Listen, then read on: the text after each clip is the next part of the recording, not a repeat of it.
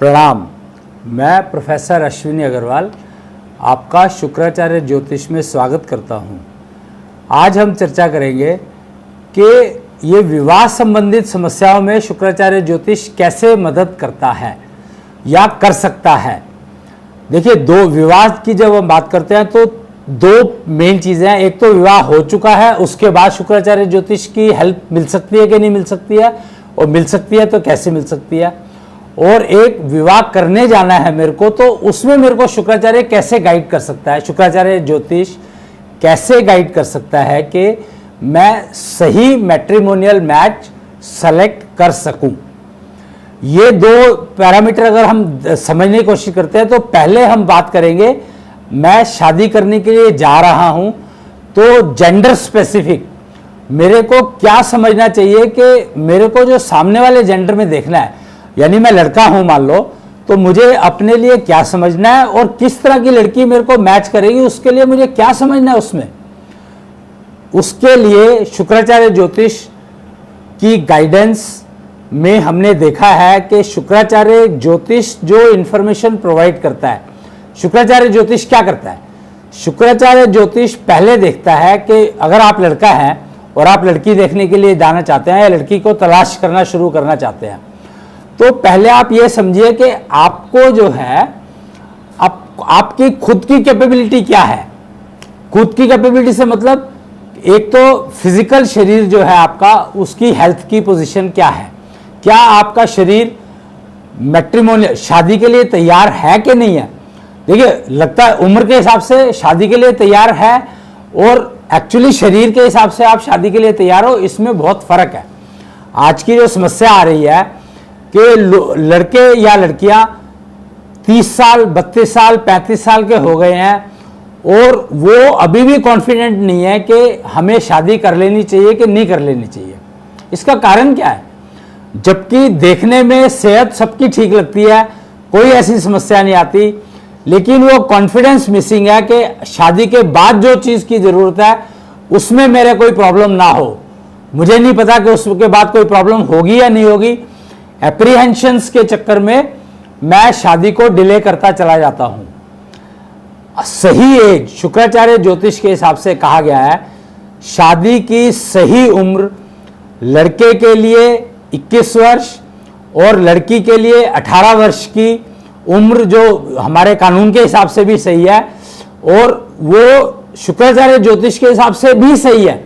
हम हैरान हुए, पहले हम समझते थे कि कहते हैं कि छोटे जब होते हैं ना बच्चे, वो बाल विवाह की एक प्रथा चलती थी, तो बाल विवाह सही है। हम ये मानते थे कि बाल विवाह सही है क्योंकि उसमें उस समय के जो फिक्स कर दिया, उसके बाद वो लोग अपना लव या जो प्यार है वो डेवलप होता था और वो ज़्यादातर सक्सेसफुल चलते थे।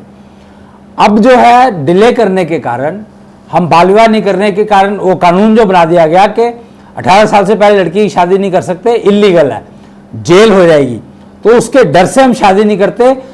पर अभी भी बहुत सारी जगह पे बाल विवाह हो रहे हैं। क्यों? क्योंकि अभी भी लोग मानते हैं कि बाल विवाह करने से कंफ्यूजन कम आता है जिंदगी में और जिंदगी कपल्ड जो मैरिड लाइफ है वो अच्छी चलती है। लेकिन उसके नुकसान क्या है? बाल विधवा या बाल विधवा मतलब लड़की और लड़का अलग हो गए, डेथ हो गई, कुछ हो गया, कोई कारण हो गया, शिफ्ट हो गए, पेरेंट्स की नौकरी इधर से उधर हो गई, वो लोग कहीं और चले गए, विवाह हुआ नहीं, अभी पक्का कर दिया गौना। फिर उन्होंने उसको दो हिस्सों में डिवाइड किया, विवाह पक्का कर देते हैं और फिर गौना करते हैं। तो गौना जो करते हैं वो 13-14 साल 15 साल की उम्र में ही करते हैं। तो एक्चुअली 18 साल शुक्राचार्य ज्योतिष कहता है कि 18 साल की उम्र में लड़की के सारे पैरामीटर्स सेट हो जाते हैं। सारे पैरामीटर सेट होने का मतलब क्या है? 5 तत्वों से शरीर बना है, वो तो सबका बना ही है, लेकिन कन्या जगत में 5 तत्व स्टेबल होते हैं। जो कॉम्बिनेशन उनका जो स्टेबल होता है वो 16 साल की उम्र में स्टेबल होना शुरू होता है और 18 साल की उम्र तक आते आते, यानी 2 से 3 साल लेता है, तो 18 और 19 साल की उम्र में आते आते वो पूर्ण स्टेबल हो जाता है। यानी अब वो कन्या तैयार है अपने नेक्स्ट ऑर्बिट में जाने के लिए। नेक्स्ट ऑर्बिट में जाने का मतलब है कि वो नई सृष्टि का निर्माण करने के लिए आंतरिक रूप से तैयार हो गई है।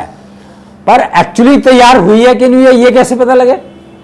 तो शुक्राचार्य ज्योतिष ने उसके लिए पैरामीटर सेट किए हैं और मशीन्स बनाई हैं कि आप अपना stamina level, mainly stamina level अगर आपका ठीक नहीं है तो आपका विवाह कामयाब हो नहीं सकता, ये पक्की बात है। और आजकल के जो विवाह में डाइवोर्सेस इतने हो रहे हैं उसमें मेन कारण है आपका स्टेमिना लेवल का पुअर हो जाना, या उसमें बहुत सारी फ्लक्चुएशंस का आना, और वो स्टेबल नहीं रहता है, उसमें मूवमेंट बहुत होती है और वो आपको मतलब गुस्सा बहुत दिलाता है। कोई भी काम है उसमें बेकार का गुस्सा आ जाता है जो कि कहीं और रिफ्लेक्ट करता है, प्रॉब्लम कहीं और है वो कहीं और रिफ्लेक्ट करती है। उन चीज़ों को टेक केयर करने के लिए उन्होंने एक वैल्यूज बना दी, मीटर बना दिए और कहा कि भाई 160 शंख, एक मीटर बना दिया शंख मीटर, उसमें अगर आप मेजरमेंट करते हैं, अगर आपकी वैल्यू मेजरमेंट जो है 160 शंख से कम आता है तो आपको किसी भी कंडीशन में विवाह नहीं करना चाहिए। ये एवरेज वैल्यू बताई है मेल और फीमेल दोनों के लिए, लेकिन एक्सपीरियंस बताता है कि फीमेल की वैल्यू 180 से ऊपर आती है तो वो बहुत अच्छा परफॉर्म करती है, अपनी पूरे मैरिड लाइफ में उसकी समस्याएं ऑलमोस्ट जीरो रह जाती है। डिलीवरीज और बेडरूम लाइफ और अपना फैमिली लाइफ दोनों तरफ से, अपनी फैमिली लाइफ मतलब अपने बच्चे और जो father in law, mother in law, sister in law वगैरह जो रिलेशंस है वो सबके साथ वो तालमेल अच्छा बिठा करके चलती है। अगर वो अपनी वैल्यू मेजरमेंट 180 शंख मेंटेन रखती है तो उसकी जीवन में समस्याएं बहुत कम आती हैं। और जिनकी जो वैल्यू है 60, 70, 50 रह जाती है या 30 रह जाती है तो उनकी जैसे ये वैल्यू कम होती है वैसे वैसे समस्याएं बढ़ती चली जाती है। ये 10 साल का हमारा एक्सपीरियंस है, हम जो टेस्ट कर रहे हैं मार्केट में इन मीटर्स को लेकर के, तो हमने देखा है कि जिनकी वैल्यू 50 से कम है उनको तो उनकी जिंदगी में तो मतलब उनकी जो लाइफ है वो नरक के समान चलती है। हमने ये देखा है, इतनी सारी समस्याएं रहती है, हर समय उनको कोई ना कोई समस्या रहती है, और वो समस्या ना भी हो तो उनके अंदर से वो समस्याएं अपने आप जनरेट हो जाती है। तो ये सिर्फ इस कारण है कि उनके तत्वों का जो संतुलन है, जो मैं शंख की जो मीटर बताया है, ये आपके तत्वों के संतुलन का मेजरमेंट करता है।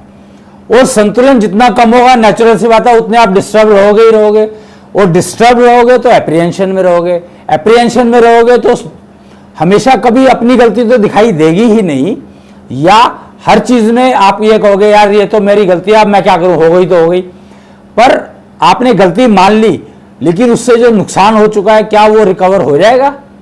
नहीं हो सकता।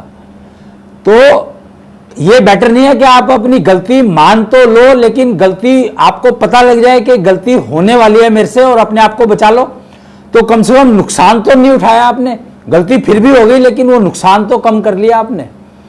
तो ये इसके लिए आपको अपने स्टेमिना लेवल को इस लेवल तक ले जाना पड़ेगा कि आपको छोटी छोटी चीजें डिस्टर्ब ना करें, और वो शंख मीटर से नाप करके, और कोई एक दो विधा जो बताई जाएंगी आपके जन्म तिथि के हिसाब से नब्ज देख करके, शुक्राचार्य ज्योतिष जो कैलकुलेशन बताएगा वो अगर आप अडॉप्ट कर ले तो आपकी जो करंट में मान लो आपकी 30 आ रही है वैल्यू, जो शंख माप करते हैं हम लोग 30 में आया वैल्यू, तो बहुत कम है, बहुत पुअर है। तो आप देखेंगे आपको मौसम चेंज जरा सा हुआ, खांसी जुकाम हो गया।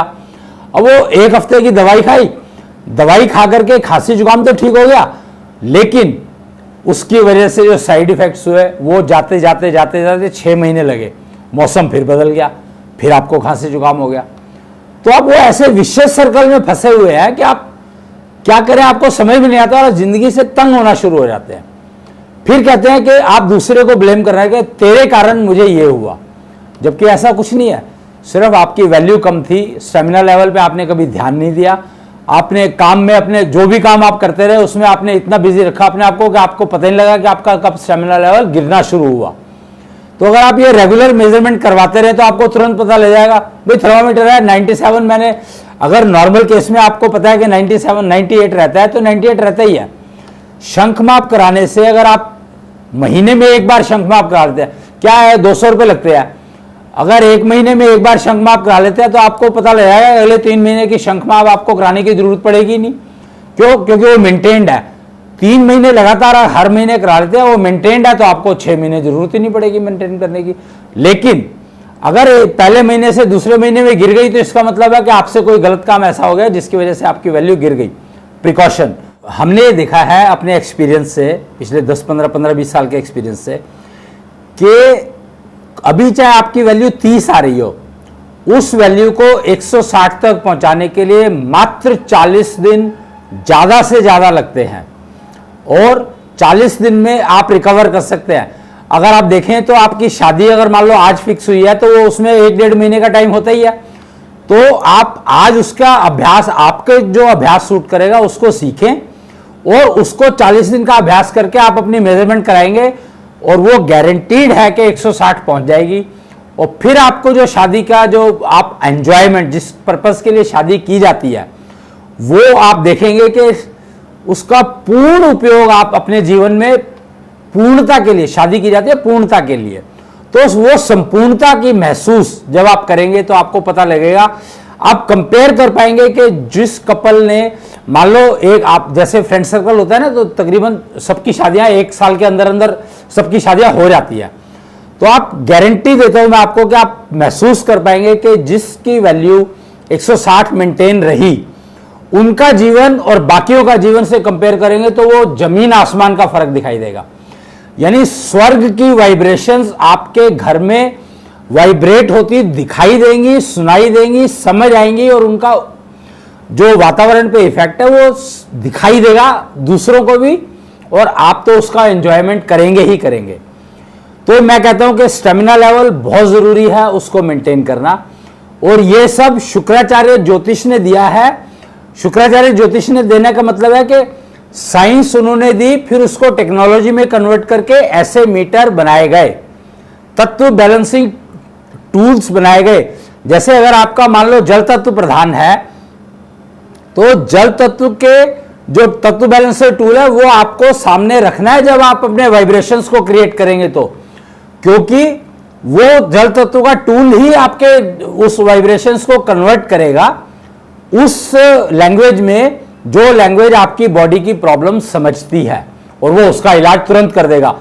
40 दिन, मात्र 40 दिन मैं कहता हूं, लेकिन आप देखेंगे कि आपको चौथे दिन से इंप्रूवमेंट आना शुरू हो गया।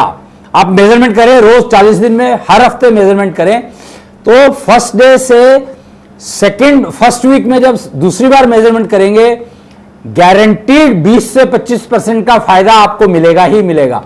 यानी 30 है तो 60 की वैल्यू तक पहुंच जाएंगे आप। इतना फायदा भी देखा गया है, मेजरमेंट की गई है। तो आप इस बात को उपयोग करें और एक एक्सपेरिमेंट करके देखें ना, 1 हफ्ते का एक्सपेरिमेंट करके देखें, आपको पता लग जाएगा। और वैल्यू इंप्रूव कर दिया, 40 दिन कंटिन्यू करें उसको, नहीं तो छोड़ दे। और करना क्या है, 4 पोएम गानी है जिस तरीके से बताई गई है, और वो तत्व बैलेंसर टूल इंस्टॉल करना है और काम करना है उसके बाद। और आपको एक्सरसाइज करनी है, कुछ ब्रीदिंग की प्रैक्टिस होगी, कुछ नहीं है, परहेज करना है खाने का, वो बताया जाएगा। 4 चीजें जो बहुत सिंपल है करने में, वो कर सकते हैं आप। और एक एक्सपेरिमेंट करके देखिए, मेरे कहने से करके देखिए। चलिए, मैं मानता हूं पेड सर्विस है ये सब कुछ, मैं मानता हूं, लेकिन मैं एक्सपेरिमेंट कराने के लिए आपको तैयार हूं, और गारंटी भी करता हूं कि अगर आपने 10 मिनट का एक सेशन मेरे साथ किया, मेरे साथ, और शुक्राचार्य ज्योतिष होंगे वो क्या कहते हैं मुझे मालूम नहीं, पर मैं गारंटी करता हूं कि एक सेशन 15 मिनट का अगर आपने मेरे साथ किया, तो उसमें आपकी वैल्यू अगर 30 आ रही है तो उसको 50 के क्रॉस करवा होगी ही होगी, अगर आपने वो सेशन मेरे साथ सिंसियरली किया। तो अगर आपकी वैल्यू 50 से ऊपर जाती है तो आप सोचना कि इनको पैसे देने, नहीं तो कोई बात करने की जरूरत भी नहीं है पैसे की, उठ के आप घर चले जा सकते हैं। हमने ये बहुत गारंटी वाली बात कर रहा हूं मैं, warranty, no issues connected, no strings attach. Guarantee है कि 30 वाले की वैल्यू 50 और 70 या 75 जिसकी वैल्यू है उसकी वैल्यू 100 पहुंच जाएगी। 100 नहीं तो 90, 85, 90 जरूर पहुंच जाएगी। मतलब 20 से 25% का इंप्रूवमेंट गारंटीड है, ये मैं एश्योर करता हूं आपको। आप वो कर लेके 15 मिनट का एक्सपेरिमेंट तो आप कर ही सकते हैं, तो कीजिए आप।